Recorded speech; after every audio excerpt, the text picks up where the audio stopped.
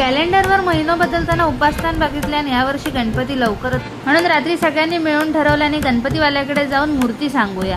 सकाळी उठून दादा पहिलो गणपतीचो पाठ काढूक गेलो, म्हणून नाना त्याका बोलले मूर्ती फक्त सांगून येऊची, आताच घेऊन येऊची नाया। मग घरातले सगळे निघालो आणि गाडीत जाऊन बसलो आणि वारगावच्या दिशेने कूच केलो।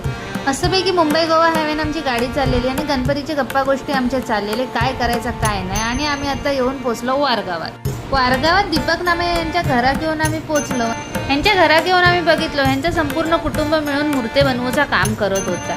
यांच्या मूर्त्यांचं सगळ्यात मोठं वैशिष्ट्य म्हणजे यांच्याकडे संपूर्णपणे शाडूच्या मातीच्या मूर्ती मिळतात। हे खयच्याच प्रकारचो केमिकलचो किंवा पीओपीचो वापर करून मूर्ती बनवत नाही, त्याच्यामुळे जरी मूर्ती वजनात जड असले तरी पर्यावरणपूरक मूर्त्या यांच्याकडे मिळतात। तसंच त्यांच्या मूर्तींचा रंगकाम सुद्धा अगदी सुंदर आणि सुबक असतात। तुम्ही गेले 2-3 वर्षापासूनचे आमचे व्हिडिओ बघत असाल तर त्याच्यातली आमची जी मूर्ती असतात ती ह्यांच्याकडचीच असतात, तर तिचं काम अगदी रेखीव आणि सुंदर पद्धतीत ते करून आमका देतात।